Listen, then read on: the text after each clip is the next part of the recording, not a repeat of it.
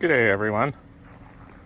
Today I'm installing my sequenced third brake light for my Dodge Charger 2011. It's an SXT. It doesn't matter if it's the V8, it's the same. I'm going to be installing it into here. As you can see, the Charger's full of salt right now from the roads, but I'm going to be showing how to install this new light, and you'll see the cool effects that it does. The first thing that you're going to have to do is pop off these two things at the end. On each end, they just pop right out. The next thing is you will need a T15 screwdriver, and you will be unscrewing this off. This is the handle to close the trunk. Then you will be able to lift this matting up. Now that you have taken off the two screws, and this pops out, you're able to access in behind here by lifting up on this, tucking in the emergency pull trunk in case you're playing in the trunk and you get stuck in there. Don't know why you would do that, but you never know. Maybe the mob came and got you. And now you have access to that light. We're going to move on to unscrewing that, taking it out, and applying the new one that's programmed to be sequenced. Now what I did here is I unscrewed these two screws, or two nuts actually. These nuts, you'll see them automatically sitting on here. They were on this right here. It is, you just take those two off, and this whole unit, which is like the unit that's sequenced, pulls right out of there. You just kind of pull to the left a little bit and then to the right, and it pulls out. Now you see your wiring, and then you're just gonna coincide and connect your wiring the same as it is on there, but you have the extra wire here that you can hook up to a positive power feed, and that will be the other sequence, because you have two sequence. One that you hit the brakes, it'll do a pattern, and then also you'll have this that you can have set to a switch or one of the lighter plugs, and you can turn it on at car meets, and that it'll do a different design. They'll program two different ones, and you get to choose. They have several options to choose from. But now we'll move on to putting this in. So I got the third brake light out from that hole. It's not hard. You just push to one side and then slip it through. It'll come out. It'll come out with these two wires. It will just match the one that you had. It's exactly the same, the sequenced one and the normal one. So what you're going to do is just lift this clip, unplug it. This one, it's a harder clip, but it's on the edge. See, mine snapped on the original one, but you just pull it out, and then the plug pulls out, and you plug it into the same spots on the other one. It's just two plugs. You can't mix them up. It's two different types of plugs. Once you have that in, I have this option. That's for the second sequence. What you can buy it along with it is the plug-in for the lighter switch to turn it off and on. It comes with the wire, pre-connect it, ready to go. What we're gonna have to do is just connect that to that, and then whenever you put in the lighter, you can flick the switch, and then you will be able to have it do the effect. But we're gonna wait for that. We're gonna get that tucked back in. We're gonna put the two nuts back in, make sure it's secure, and we're gonna feed this wire out to the edge somewhere so we can connect it after the fact. So I simply tucked it back in through the hole the way you took the other one out, and then you just check on the outside, and you see that it's all flush. The foam and the rubber behind it keeps it waterproof. And then you will just put those nuts back on here and here, and that'll be tightened on. And then we'll just move on to plugging this in and putting things back together and testing it out. Very quick and easy.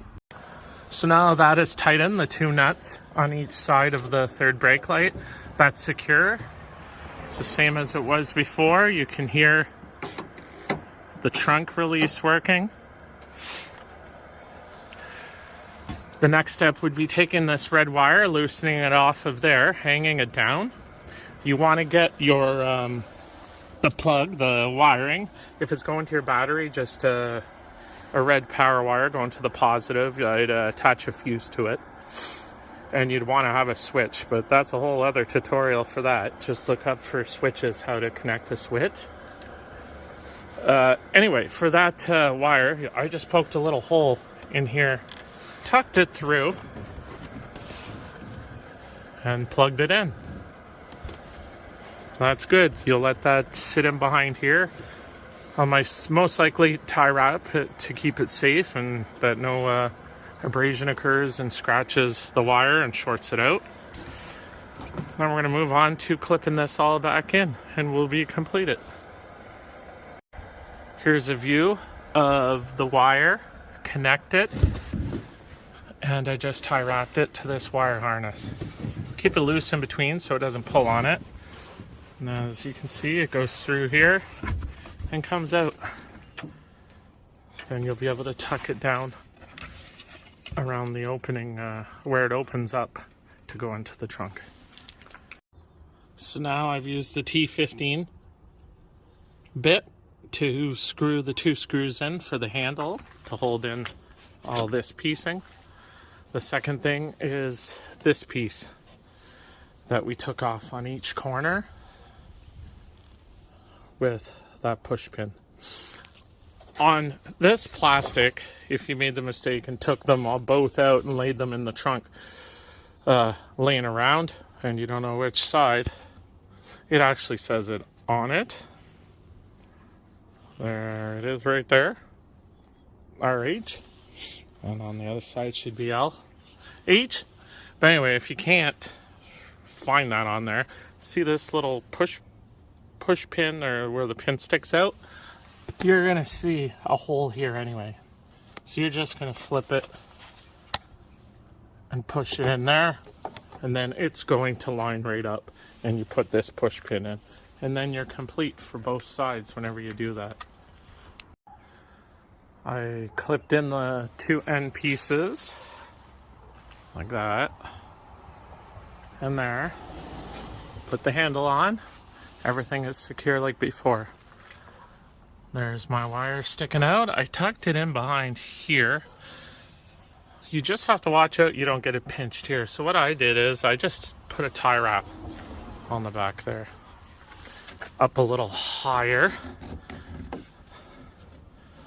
so whenever it closes it doesn't catch on it.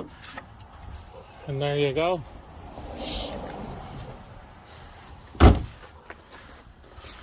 We'll be able to test it. Sorry for the salt and snow. It's horrible up here in Canada with all the snow and salt on the roads.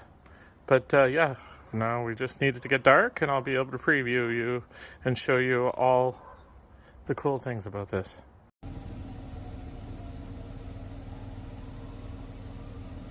Here it is on one of the modes. See how the LEDs are sequenced? So this could be one of the options that you could choose. Where you push in your brakes, it would do that pattern.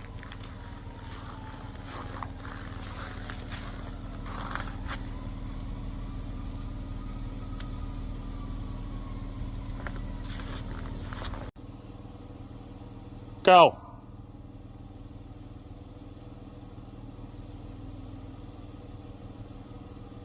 Again.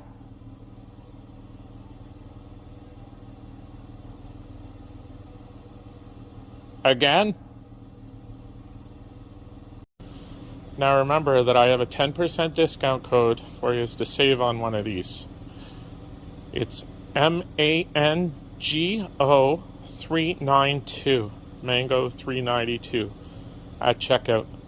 They have these for the newer chargers, the older chargers, and the even older chargers before this model. They have them for the Challengers, the Jeeps, I believe the Durango, Camaro, and Mustangs.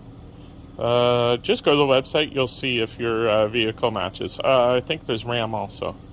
Okay, have a good night. Thanks for watching the install.